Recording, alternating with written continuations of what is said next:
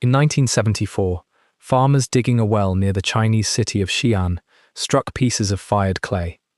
At first, they thought they had found an old statue. Then archaeologists uncovered a life-sized soldier, then another, then rows of them. Infantrymen stood beside archers, horses, and war chariots. Their faces were different. Their hairstyles marked rank. Their weapons were real. More than 2,000 years earlier, someone had buried an army beneath the ground. But the army was not the tomb. It was only the guard. About 1.5 kilometers away rises a broad earthen mound. Beneath it lies the burial chamber of Qin Shi Huang, the first emperor to unite China. The central tomb has never been opened. Ancient records describe an underground palace filled with treasures, constellations across the ceiling, and rivers of liquid mercury flowing through a model of the empire. They also describe hidden crossbows prepared to fire at anyone who entered. Modern surveys have detected unusually high mercury levels around the mound, yet no archaeologist has stepped inside. One of the largest unopened royal tombs on Earth may already be telling us what it contains. The problem is that opening it could destroy the answer. Qin Shi Huang was born in 259 BC, during one of the most violent periods in Chinese history. The land was divided among rival states that fought for territory, resources, and survival. He became king of Qin while still a child. By 221 BC, Qin armies had defeated the remaining rival kingdoms. For the first time, a single ruler controlled a unified Chinese empire. He created a new title for himself. First Emperor. His government standardized weights, measures, currency, and forms of writing. Roads and defensive walls were expanded. Laws were enforced across territories that had once followed separate rulers. But unification came through war, forced labor, punishment, and fear. The emperor had defeated every rival state. He had not defeated death. If ancient discoveries hidden beneath ordinary ground are why you are here, subscribe and turn on notifications. Because while Qin Shi Huang built an empire for the living, he was also constructing another empire beneath the earth. Work on his mausoleum began in 246 BC, when he was still king. It continued for decades. The full complex covers a huge landscape near Mount Li, northeast of modern Xi'an. UNESCO describes a protected property containing hundreds of archaeological sites, including burial pits, architectural remains, workshops, stables, and figures representing an entire imperial world. At the center stands the burial mound. Around it were inner and outer walls arranged like the defenses of a capital. The design appears to echo Xi'an, the emperor's political center. This was not simply a chamber for a coffin. It was a city for a dead ruler. The famous terracotta army stood outside the central enclosure, facing away from the tomb. Its purpose was not to watch the emperor. It was to guard him from threats approaching from beyond. The largest pit contained ranks of infantry arranged in military formation. Other pits held cavalry, chariots, archers, and officers. Thousands of figures filled the pits, and many remain buried. Each warrior was assembled from clay components and then finished by hand. Different faces, moustaches, hair arrangements, armor, and body types created the appearance of individuals. Today, most warriors seem to be the color of bare terracotta. Originally, they were brightly painted. Red, blue, purple, green, black, and white-covered clothing, armor, and faces. When some early figures were exposed, their lacquer and pigment reacted quickly to the dry air. Color that had survived underground for more than 2,000 years curled, cracked, and disappeared. That loss became one of the strongest warnings against rushing into the emperor's chamber. The warriors also carried real weapons. Bronze swords, spearheads, crossbow parts, and other military equipment were found among them. Some weapons survived in remarkable condition because of their bronze composition and the surrounding soil. The army was not a decorative crowd. It was a complete military force, created to continue serving after death. But soldiers were only one part of the underground world. Other pits contained terracotta officials. Some held strongmen or entertainers. Bronze waterbirds were placed in a carefully designed setting that may have represented an imperial park. Real horses were buried in stable areas with figures of grooms. 2 detailed bronze chariots were discovered near the mound. They were smaller than full size, yet built from thousands of pieces with extraordinary precision. The emperor had recreated government, war, transport, ceremony, entertainment, and nature.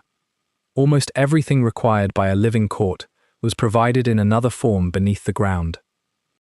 And still, the main chamber remained sealed. The most famous description of its interior comes from Sima Qian, a Chinese historian writing about a century after the emperor's death. He wrote that workers dug through layers of earth until they reached deep groundwater. A burial chamber was created with palaces, towers, precious objects, and rare treasures. According to his account, craftsmen installed crossbows designed to fire automatically at intruders. Mercury was used to create the great rivers and seas, moved by mechanical means. Above them, the ceiling represented the heavens. Below, the floor represented the earth. For centuries, this sounded like the language of legend. Then archaeologists began finding a funerary landscape that matched the scale of the ancient account. The buried army was real. The bronze chariots were real. The officials, musicians, acrobats, animals, and palatial structures were real. Scientific surveys later detected mercury concentrations around the mound that were higher than the surrounding area. That does not allow anyone to see rivers moving inside a chamber.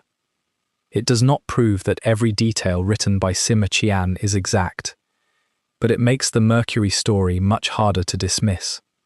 Mercury would have been a powerful symbol. Its liquid surface moves like water, yet it is a metal. In ancient China, mercury and the mineral cinnabar were connected with alchemy and attempts to transform the body. Qin Shi Huang became obsessed with escaping death. He sent expeditions searching for immortals and legendary islands where an elixir might exist. Court specialists prepared substances believed to prolong life. Some probably contained mercury compounds. The material imagined as an eternal river inside his tomb may also have contributed to the death he was trying to avoid. Historical tradition holds that the emperor died in 210 BC while traveling through the eastern part of his empire. His death created an immediate political crisis. Officials feared that news of it would trigger rebellion before the imperial party returned to the capital. The body was transported in secrecy. Accounts say carts of fish were placed nearby to hide the smell of decay. At the court, succession became a struggle, involving forged orders, forced deaths, and manipulation. The empire Qin Shi Huang had created did not last long. The Qin dynasty collapsed only a few years after his death. His underground empire lasted much longer. Parts of the mausoleum were attacked, burned, and damaged during the unrest that followed. Wooden roofs above the warrior pits collapsed. Figures shattered beneath soil and timber. Many weapons disappeared. Yet the central mound was never systematically opened. For generations, people farmed near it without understanding the complete world below. Even after the army was discovered, the tomb itself was not entered. Why not send a camera through a small hole? Why not drill down and examine the chamber? Why not open the greatest archaeological prize of its kind? Because archaeology is not only about finding objects, it is about preserving context. The instant a sealed space is opened, its environment changes. Humidity shifts. Oxygen enters. Microorganisms respond.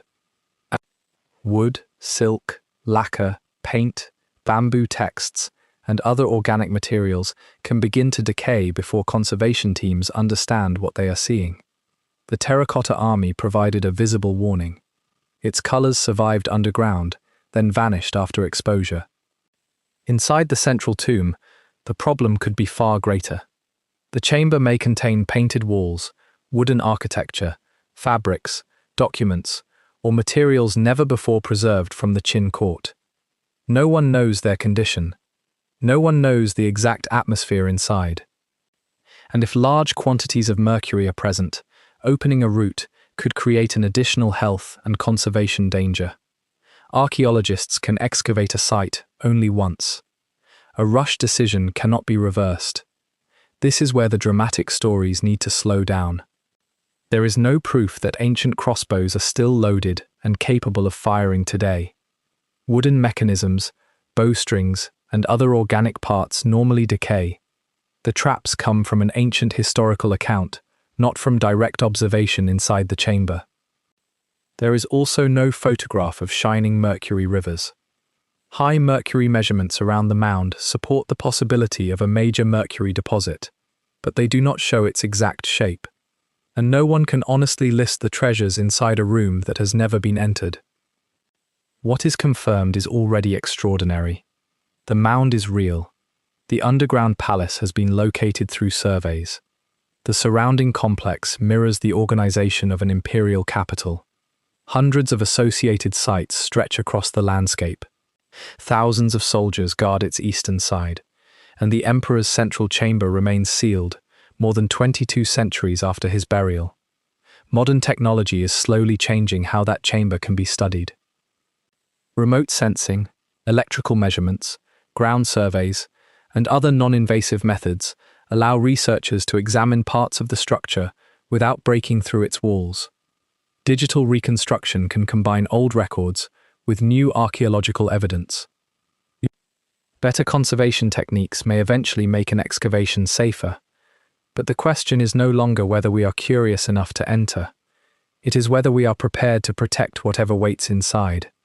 The tomb presents a strange reversal. Qin Shi Huang spent his life forcing enormous projects into existence. He conquered kingdoms. He moved armies. He ordered roads, walls, palaces, and a burial complex on a scale few rulers could imagine. More than 2,000 years later, the most powerful response to his monument is restraint. Scientists stand outside. The emperor who wanted complete control over life and death is protected not only by clay soldiers or stories of traps, but by the fear that knowledge itself could become destructive. Perhaps the central chamber contains a model of the empire under a painted sky. Perhaps Mercury still rests in channels representing rivers and seas. Perhaps the coffin remains surrounded by objects selected from the richest court in ancient China. Or perhaps time, collapse, and chemical change have transformed the chamber into something very different from the ancient description. Until it is opened, every reconstruction remains incomplete. Yet leaving it sealed is not the same as doing nothing. The surrounding pits continue to reveal how the mausoleum worked. Every repaired warrior adds information about rank, clothing, weapons, production, and organization. Every stable, workshop, chariot, official, and animal makes the underground city clearer. The army discovered in 1974 was not the final revelation. It was the outer edge of a much larger idea. Qin Shi Huang did not want a monument that merely remembered him. He wanted a functioning world that would continue after his body failed. A capital under the earth, a government without living subjects, an army that would never retreat, rivers made from metal, a sky that would never change. He searched for immortality and died without finding it, but his tomb achieved another kind of survival. The wooden palaces above ground vanished. The Qin dynasty collapsed. His living army turned to dust. The silent army beneath the soil remained. And at the center of it all, under a green mound near Xi'an, the first emperor is still waiting inside a city no living person has ever seen. The next investigation is waiting on screen now.